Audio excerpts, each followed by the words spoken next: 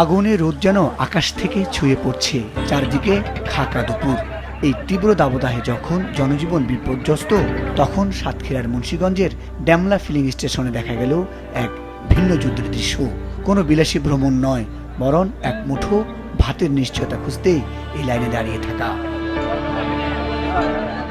বিথিকার স্বামী সাগর বৈদ্য একজন দিনমজুর, মোটরসাইকেলেই তার উপার্জনের প্রধান হাতিয়ার। কিন্তু শ্যামনগরে জ্বালানি সংকটে মেঘ যেন কাটছেই না। একদিকে সংকট, অন্যদিকে স্থানীয় কোন্দল আর বিশৃঙ্খলার জেরে 5 দিন বন্ধ থাকার পর চালু হয়েছে এই পাম্প। কিন্তু সেখানেও অব্যবস্থাপনার অভিযোগ। সাধারণ মানুষের দাবি, নিয়ম ভেঙে প্রভাবশালীদের অগ্রাধিকার দেওয়ায় বিথিকার মতো শত শত মানুষের অপেক্ষা কেবল দীর্ঘই হচ্ছে। এত সমস্যার মধ্যেও সব বাধা মারিয়েই স্বামীর মোটরসাইকেলের জন্য পেট্রোল নিতে লাইনে দাঁড়ান এই নারী। অবশেষে দেখা মেলে পেট্রোলের। বুধবার দিন 12টার সময় গাড়ি লাইনে রাখা হয়েছে, রাত 11টা পর্যন্ত ছুটি দিয়েছে। দেওয়ার পরে 6:30টার সময় আমি গেছি গাড়ির ধারে, দেখি গাড়ি লাইনে আছে, আর স্বামী গেছে কাজ করতে। ছেলে তো কলেজে গেছে, কলেজ সময় গেলে তো হবে না, তারও পরীক্ষার সামনে। দেখছি যে গাড়ি যদি লাইনে না টানি তবে তো আমি তেল নিতে পারবো না, পিছনে পড়ে যাব। আর স্বামী আসা পর্যন্ত তো গাড়ি তো অনেক পিছনে পড়ে যাবে। তাই আমি রৌদ্রে 5-6 ঘন্টা দাঁড়িয়ে থেকে পুলিশ লোকের করে লাইন টেনে ভিতরে ঢুকে গেছে।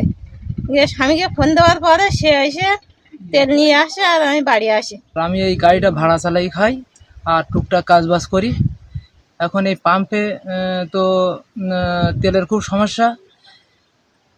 1 দিন 2 দিন আগের থেকে সিরিয়াল দিয়ে থুতে হয়, রাত্রি সেখানে মুসুরটা নিয়ে ডিউটি করতে হয়। তারপরের দিন যাইয়ে 1টা 2টো 3টে 4টে বাজে সেখানে তেল নেবার জন্য। এখন আমি তো কাজ না করলে তো আমার সংসার চলে না, ছেলে মেয়ে পড়াশোনা করে।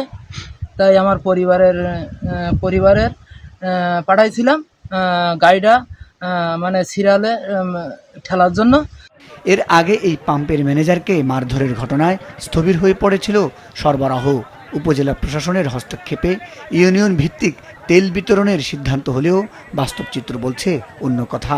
চাকরিজীবী আর প্রভাবশালীদের দাপটে প্রান্তিক মানুষের অধিকার যেন থমকে আছে ওই লাইনেই।